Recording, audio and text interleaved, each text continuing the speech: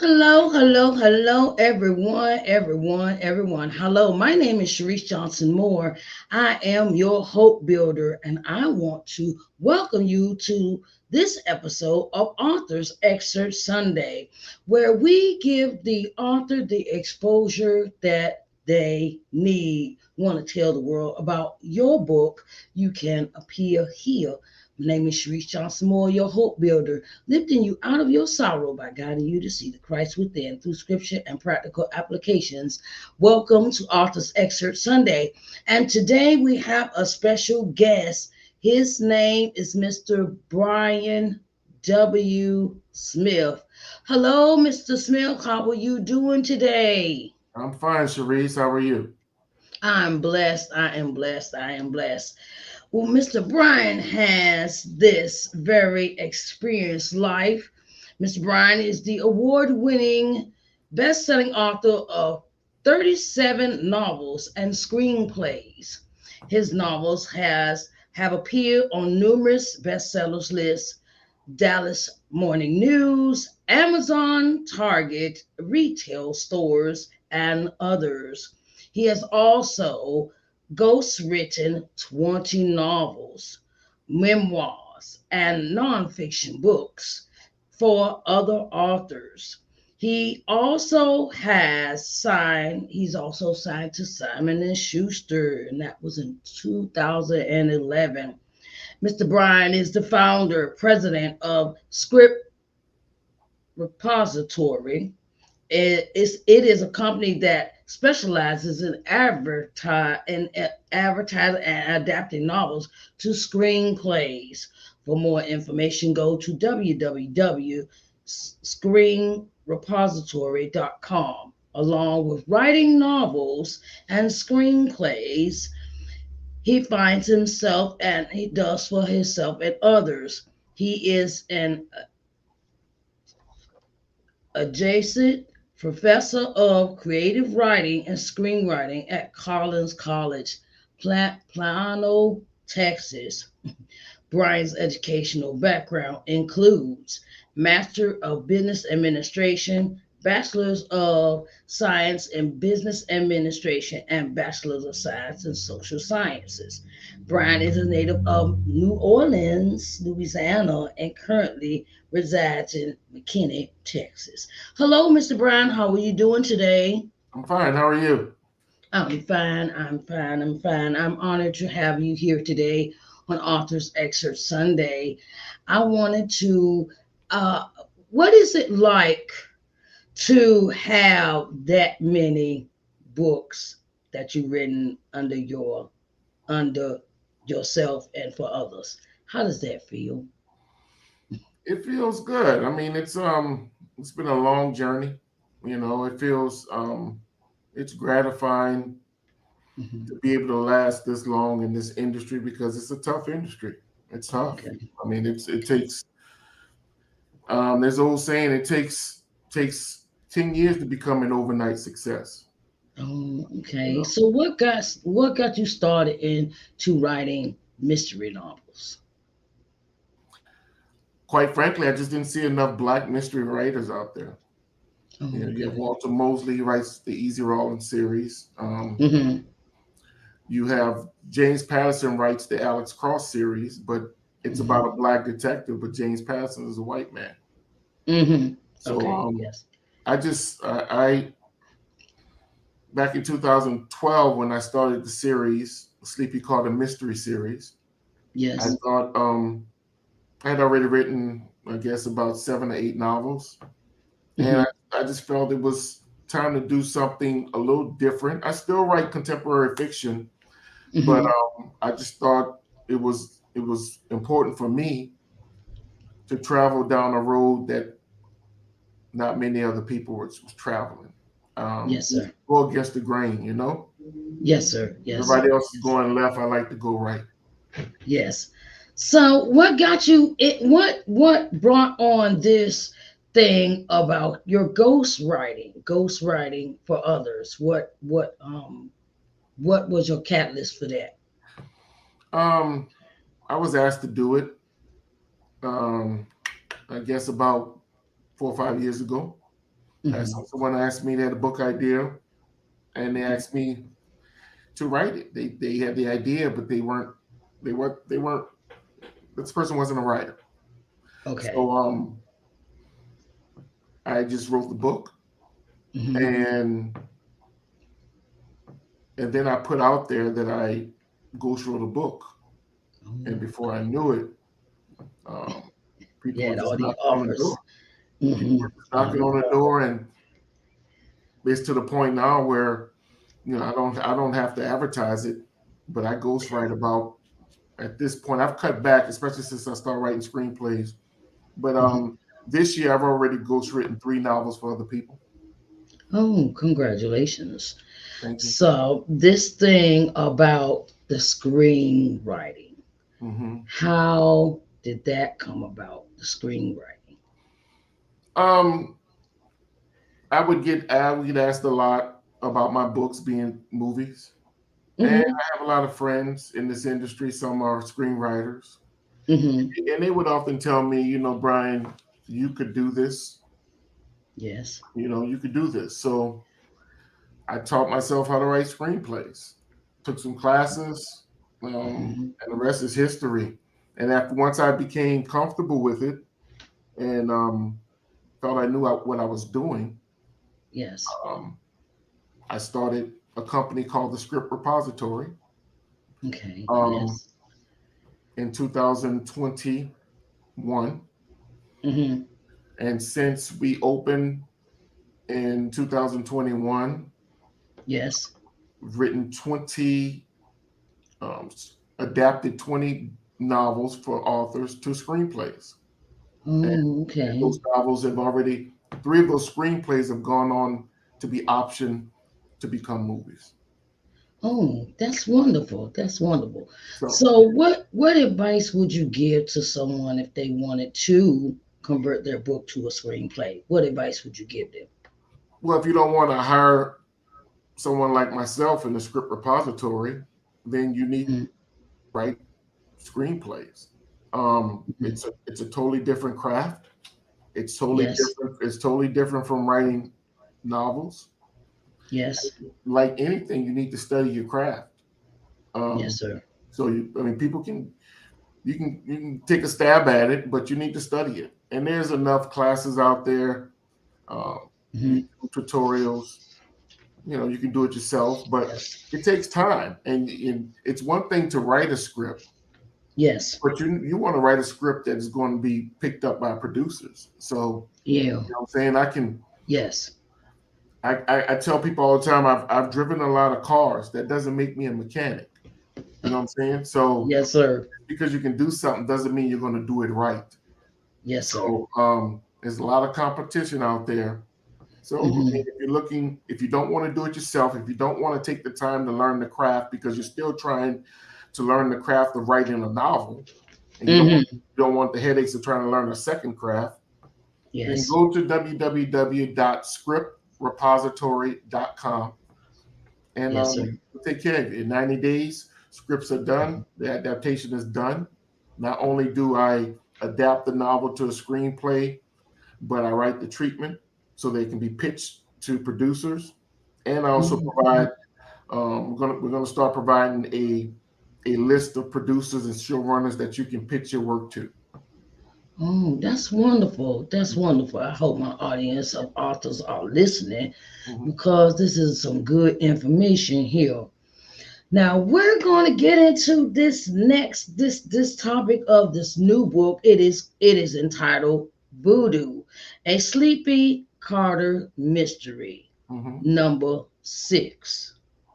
So, um, the synopsis of this book is, it is. You want to give us the backdrop of the synopsis for this book? Yeah. So the Sleepy Carter series is about a New Orleans detective who, Yes. the backstory is this: he is a New Orleans detective. He's the most famous detective in the history of the city's police department. Okay. And one night he gets drunk and he makes a wrong turn down a one-way street, and it Oh. causes a car that's coming toward him to swerve and crash. Hmm. In that car is an elderly couple. Okay. They die. It's 3 Mm-hmm. in the morning. He Mm-hmm. panics and he flees the scene. 2 Mm-hmm. days later, Hurricane Katrina comes through New Orleans, Mm-hmm. and his guilt is taking over him. He's depressed. Yes. So he Mm-hmm. decides to use the flood waters as an excuse to just disappear. So the Mm-hmm. assumption by the police department is that their most famous detective drowned, the way a lot of people did in Hurricane Katrina. So Yes. for 10 years, he becomes a homeless man. He's living and he's hiding in plain sight, grows a Mm-hmm. beard, no one recognizes him. He's Okay. depressed, etc. So what happens is after 10 years, he decides he's going to come clean and he's going to Mm. confess what he did to the daughter of the couple that died. The problem is Oh. that daughter is now a police detective. Okay. So what happened, Mm-hmm. to make a long story short, what he decides to do is rather than confess what he did, she's the only female detective in the New Orleans Police Department. Yes. Um, she recognizes him when he approaches her as the man whose picture is all over the walls at her job because he's a Mm-hmm. legend. And she's going Yes. to tell people that he's alive because everyone thinks he's dead. And Mm-hmm. he strikes a deal with her that if she doesn't tell anyone he's alive, Yes. he will help her solve her cases. Oh, okay. And to make sure that he doesn't disappear and become homeless again, in her backyard is a garage that's her dad's old man cave. Oh, okay. He now lives in the man cave behind the house. Mm-hmm. Mm-hmm. It's like an apartment. She Yes. brings home her cases and he mentors Oh, her and helps her solve them. She takes them back and she looks like the hero. She gets what she okay. wants, which is to Uh-huh. promotion, and Yes. he pays off what he feels is a debt that he owes to her. She Okay. still doesn't know he's the man who caused her parents to die. She has no clue. Mm, And okay. that's the backdrop of the Sleepy Carter Mystery series. Now Okay. every book in the series has a New Orleans theme because I give you a little history lesson about New Orleans. The first book was Yes. called The Audubon Park Murder. The second book was Yes. called A Murder in the Quarters. The third Okay. book was called Passe Blanc, which is passing for white. That's a big thing in New Orleans. Okay. And Okay. the fourth book is called Coffee, Beignets, and Murder. Okay. The fifth book is called The Mardi Gras Murders. And Uh-huh. the sixth book just came out last week, and it's called Okay. Voodoo. Okay. And All right. that is how we get here today, which we're talking about book number 6 in the Yes. Sleepy Carter is has been adapted and is being pitched in Hollywood to become a television series. Okay. So, who do you think is going to pick up this book for to make it a movie? I don't know. So the character I wrote a movie. I co-wrote a movie called Mm-hmm. and Premonition comes out this December. Okay. And in the movie, Yes. we decided to make the Sleepy Carter character have a cameo appearance. Okay. Although it's not a Sleepy Carter book, it's a Yeah. Yeah. movie, and there's some detectives, and they're having problems catching a serial killer. So they Okay. called the most experienced detective that they know and decided to Uh-huh. introduce the Sleepy Carter character in this movie. And in this movie, Sleepy Carter is being played by the legendary actor Bill Duke from Oh. Car Wash, Predator, um, Okay. back in the day. Bill Duke, Minister Society. Uh-huh. Bill Duke, Yeah. Yeah. he'll be playing Sleepy Carter. Oh, okay, all right. Oh, got my spidey Yeah. senses tingling now. Hmm. So, is it possible that you could read us an excerpt out of Voodoo? Yeah. I'll read you an excerpt of Voodoo. So Yes. once again, he serves as this detective, Lizzie Silverman. Mm-hmm. She's 28, 29 years old.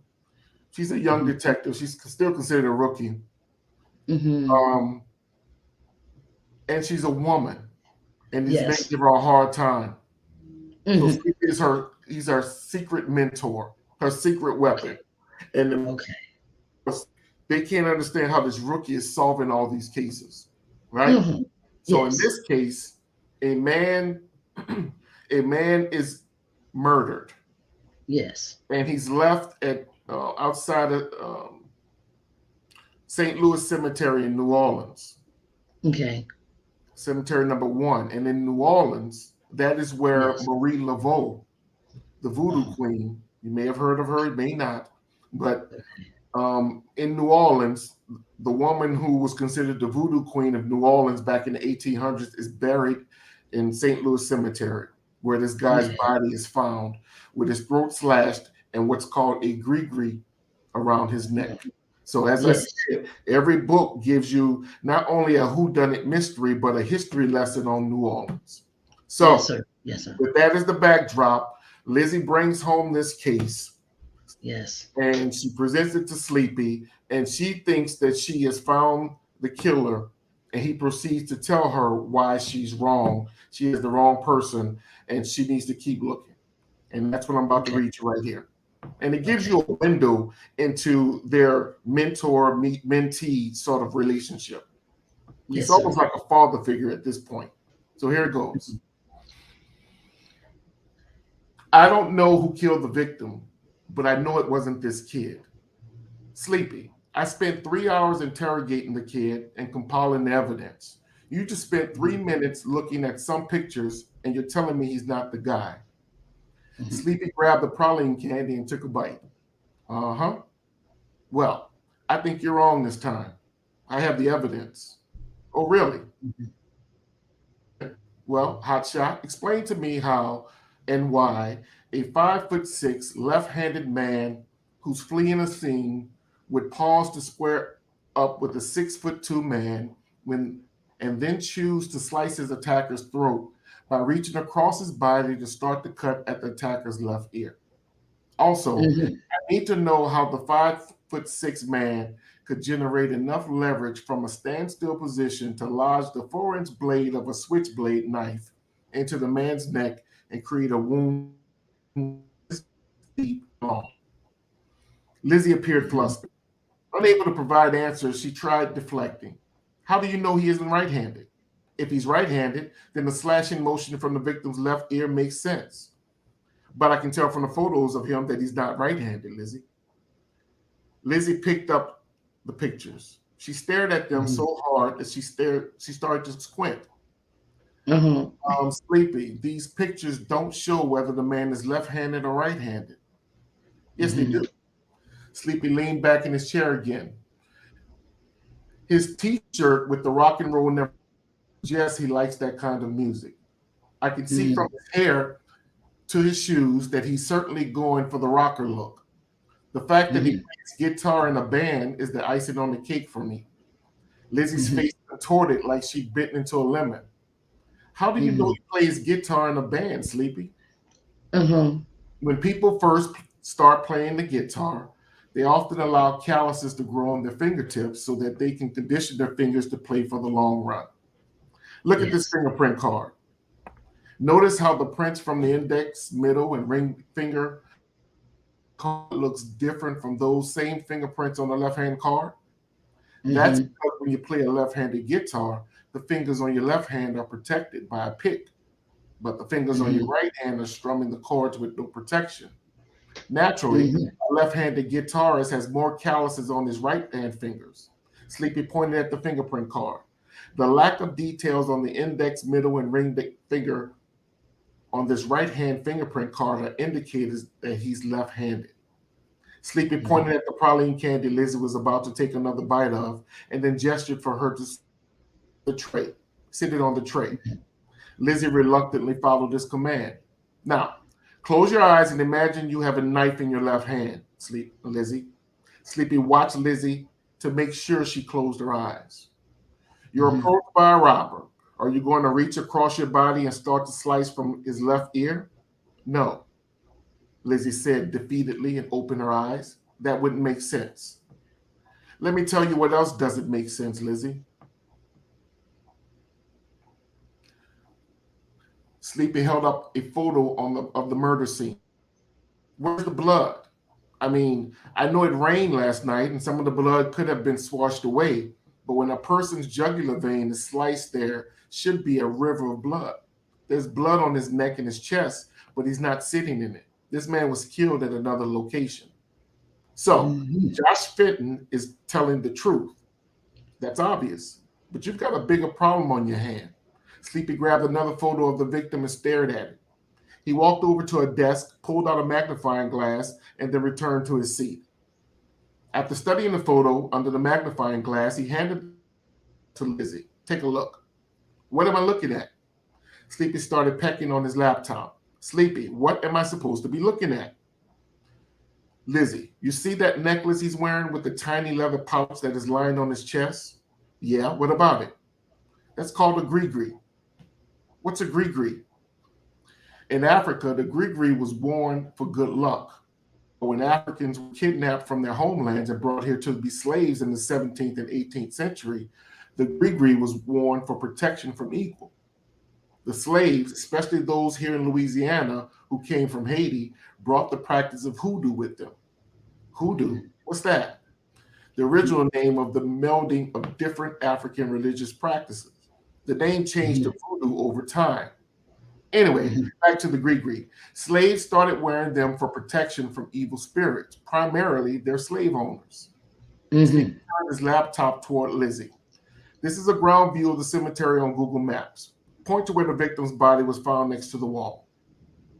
Lizzie pointed at the laptop screen. Right about here. Uh huh. Sleepy clicked the mouse a few times to change the view from an up close angle to an overhead angle. He hovered the cursor over a white tomb. A caption appeared on the screen. Now read that caption. The tomb of Marie Laveau, Lizzie muttered. She leaned back and stared at Sleepy. Okay, I'll admit it. Sleepy smirked. Admit what? Lizzie rolled her eyes. As if you don't know. Sleepy shrugged. A long sigh escaped Lizzie's pressed lips. I don't know a damn thing about this Marie Laveau woman. Lizzie, I swear something wrong with you, whether or not you want to admit it. Sue me for being raised Jewish and taught to ignore anything or anyone associated with the word voodoo. Hmm. That's where this topic of discussion gets tricky. You see, to a segment of the population, Lizzie, the word voodoo, which originally was hoodoo, is a Haitian religion. It's rooted in the idea that everything is spirit. The primary goal of voodoo is to offer prayers and devotions to God in exchange for health, protection, and favor, much like every other religion known to man.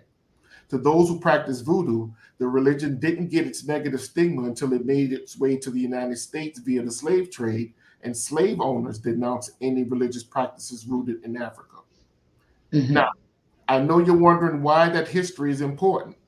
Well, young lady, I'll tell you why. Sleepy repositioned his glasses on his face. It's important because you can't walk into an investigation centered around this topic with the same dismissive attitude as the white men who sullied the religion and then expect cooperation from people who still believe in it. Just because a Mhm. topic is taboo to you, that doesn't mean it's taboo to others, especially here in Louisiana, which was the only slave state in the country that allowed slaves to fellowship and worship in their native customs. So you're saying slaves were allowed to practice voodoo? Allowed is a stretch. You've heard of Congo Square? Yeah, it's right there in Armstrong Park. Do you know its significance? Lizzie shook her head. She wasn't sure why she felt ashamed of her response, but she could tell from the disappointed look on Sleepy's face that her answer was unacceptable.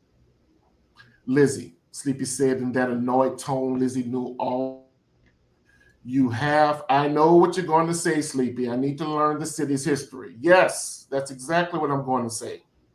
Do you think you could be an effective detective in New York and not understand the nuances of the people who live in the various boroughs? Do you think you can be an effective detective in Los Angeles and not understand the gang culture and how certain groups operate? New Orleans is one of the most culture rich cities in this country. There are things done in this city that doesn't happen anywhere else. You must know your city's history to understand the reasons why people do the things they do. Congo Square is important because it's the only place in America where slaves were allowed to fellowship on Sunday to get together without interruption. They bartered, sang, danced, and practiced their native religion. Voodoo, Lizzie said, like a student who finally figured out the answer to a math problem. Yes, Lizzie, Mhm. voodoo. Sleepy walked over to the refrigerator and poured himself some more milk. This crime took place in the treatment area, the Sixth Ward. Do you know why that's important? Lizzie shook her head. Sleepy sat down and continued. Lizzie, Tree May is the oldest African American neighborhood in the country. Sleepy paused when he noticed the perplexed look on her face. What I'm getting at is this: the crime happened in the heart of some very prominent black landmarks in this city, and I don't believe that's a coincidence. Your victim is a black man who lives in the Sixth Ward. He's wearing a gris-gris, a symbol rooted in the voodoo culture. If you had to pinpoint a starting point for the voodoo culture in New Orleans, it would be in the Sixth Ward, which is where Congo Square is located. Rather than dump the body on one of the side streets, the body is placed along that long spot where Marie Laveau's, the voodoo queen of New Orleans, tomb happens to be located on the other side of the wall. Lizzie scooched back on Sleepy's bed until her back touched the wall. She looked completely overwhelmed by Sleepy's history lesson. Look, I know it's a lot, Lizzie, but this wouldn't feel like information overload if you've taken the time to read some of the books that I've suggested you read over the past year. If you stay ready, I wouldn't have to get ready, Lizzie said, sounding like a child who had heard a parent's lecture one too many times. There is one good thing I've gleaned from these clues. What's that? You won't have to comb the city looking for answers to this murder. The voodoo connection plus the lack of blood at the scene suggests he was probably killed someplace nearby. I suspect the evidence will keep you searching for answers within the 4th, 5th, and 6th wards. That's less than a 10-mile radius. Yeah, but that's still a 10-mile stretch. Where should I start? I'll tell you, but there are 3 things you must do, Lizzie. I'm listening. First, you need to release the boy. He's not your killer. I will. Second, you need to put in for a week-long vacation that starts after you solve this case. It's time for you to recharge your batteries. Lizzie waved off his comment. I'm fine. No, you're not. You've yawned 3 times since you've been in here. Yawns are the equivalent to a car's check engine light. Your body is trying to let you know that you're fatigued. A fatigue detective cuts corners and overlooks obvious clues. Sleepy pointed at the case file. You have enough experience at this point that you should have noticed some of the things I pointed out about the crime scene. You missed them because you're tired. Sleepy, I just don't want to look like the newcomer who can't hang sense. You've already proved you can hang. Take some time off. Trust me, Hollis will understand. I will. You promise? I promise. Now tell me what's the third thing I need to do. The third thing you need to do is go see a lady named Guinevere Laveau. Lizzie wrote down the woman's name in her notepad. Guinevere Laveau is a descendant of Marie. So she claims, Sleepy said, not sounding convinced. And guess where she lives? In the Sixth Ward? Uh-huh. I believe she lives somewhere around Dumaine and North Villery Street. I'm assuming you believe she'll shed some light on this voodoo angle. Seems like the best place to start to me. Sleepy grabbed his half-eaten praline candy and took a bite. After all, she is the self-proclaimed new voodoo queen of New Orleans. So that's it. Oh my goodness. Do you ever do have you ever turned any of your books into audiobooks? Yeah, well, I haven't, but these books will be turned into audiobooks next year. And Oh, okay. I intend Okay. to read if I can get better at it. If not, I'll hire someone. Uh-huh. Yes, sir. Mhm. Okay, cuz you have a marvelous voice for voiceover. Thank you. Thank you. You have a marvelous voice for voiceover. So, please turn this book into an audio book. You Mhm. have a magnificent voice for the voiceover for it. I Plus, received that. I received that. I it's something and I've been putting off, but I've heard that enough. I think God's talking to me. okay, Mhm. okay, okay. I believe he uses people to get his points across, right? Yes, And he does. and you are just another person that has said that, and I hear you. Amen. Amen. Mhm. So where do you have any future events coming up that you could tell Yeah, the audience? yesterday. Well, so yesterday I was at the Tulasoma Book Fair here in Dallas, Texas. Mm-hmm. It's held at the African American Museum here in Dallas, Texas every year. So I was doing that yesterday. Mm-hmm. My next scheduled public appearance is in September, is in October at the Columbus Film Author and Photography Festival. It's going to be in Okay. Columbus, Ohio. Uh-huh. So that's Okay. where I'll be. That'll be October 15th. So I'll be in Columbus, Okay. Ohio, October 15th. That'll be the next public appearance. Yeah. Yes, okay. Do you get a lot of those? A lot Yeah. of a lot of requests? I'm already I'm all over the place. I I, see. I'm usually at about well, things are starting to pick up. The pandemic shut a lot of things down. Before the pandemic, I was probably at 6 or 7 events a year. Okay, okay. So it's slowly starting to pick back up because for I mean from 2000, excuse me, from Mm-hmm. 2022, a lot of these events went on hiatus. You know what I'm Oh saying? yeah, They're starting yeah, they did. they're starting to come back alive, and I get the invites, and if my schedule allows me to come, then I'll go. Yeah. Oh, okay. So you when you go to these events, how does that how do I'm gonna ask this for authors. For authors that want to go to events, what is the best way for them to go about that, to set up their events?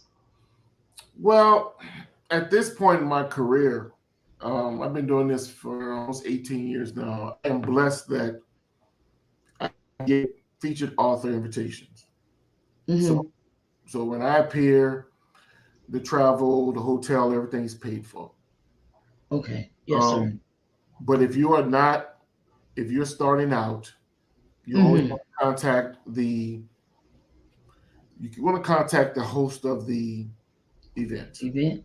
Oh, okay. and you Yes, sir. want to secure a table.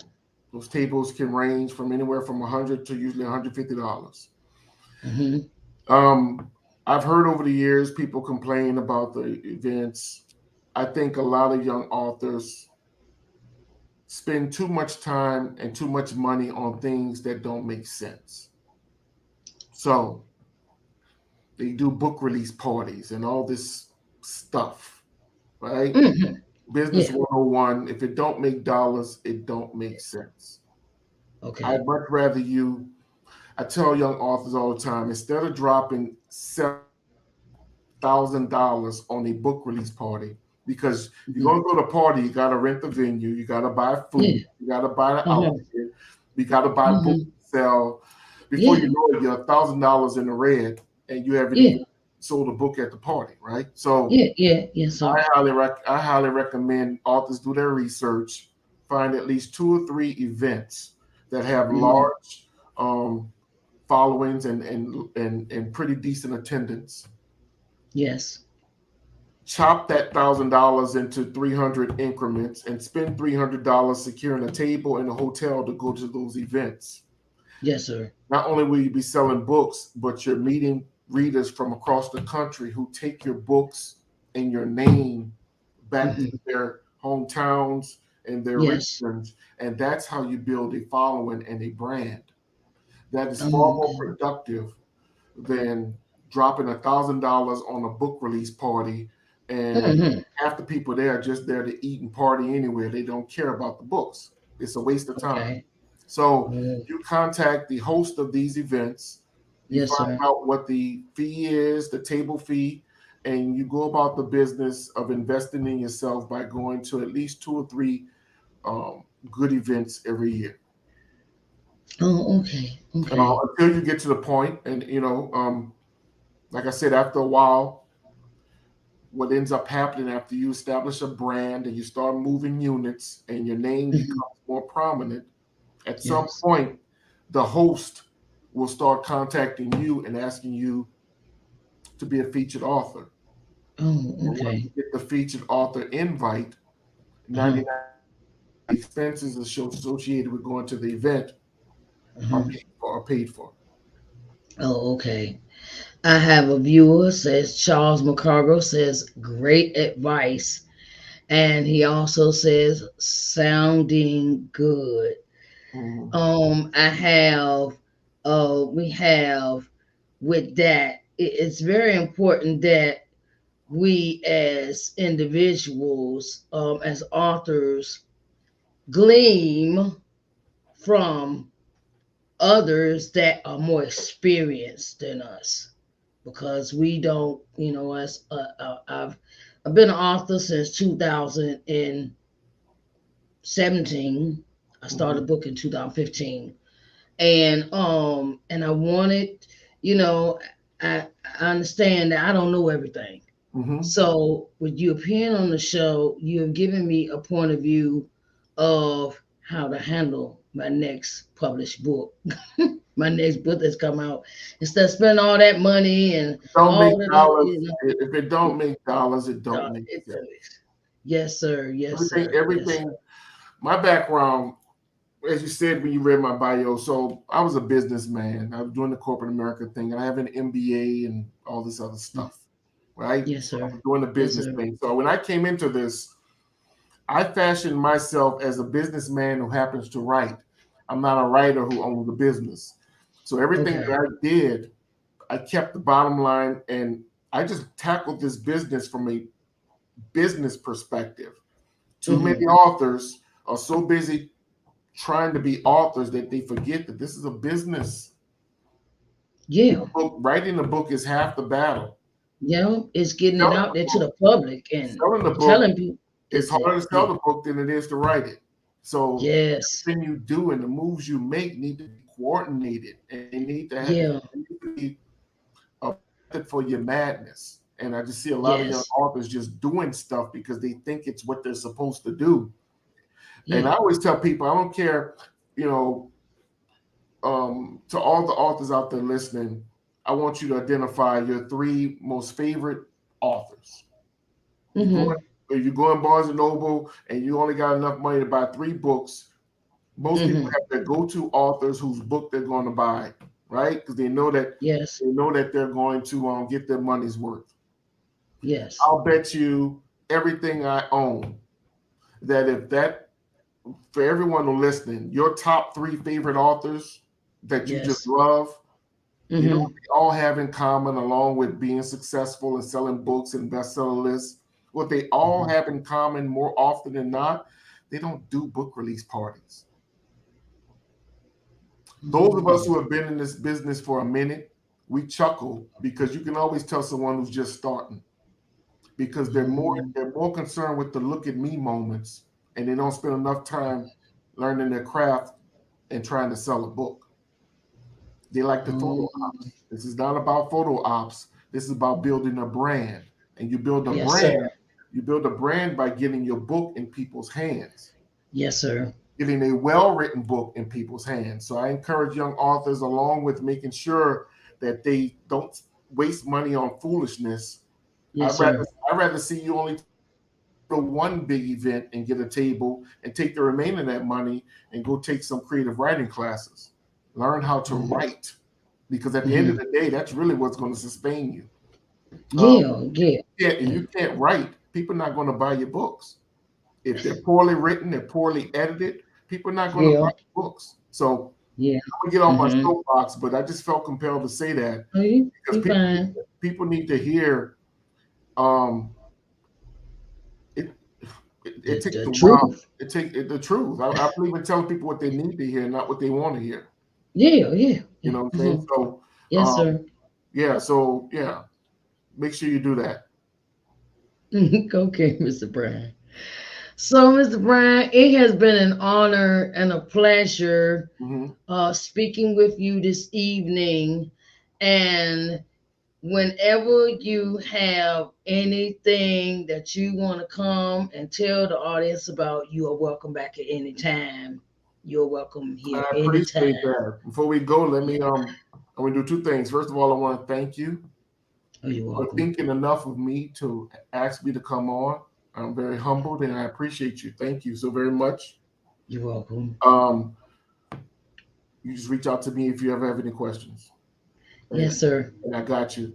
Um, as far as my books, if you want to get an autographed copy of my books, you Yes, need to sir. go to www.authorbrianwsmith.com. You can see it scrolling across the screen here.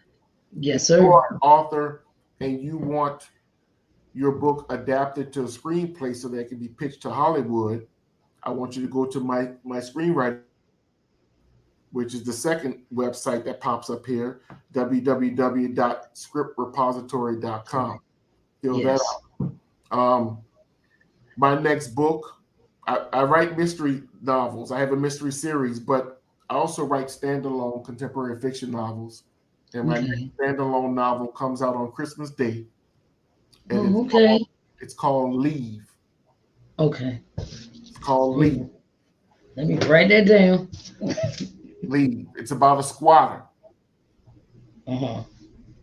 It's about a Okay. squatter. It's about a young man who connects with an old army buddy Uh-huh. and Yes, sir.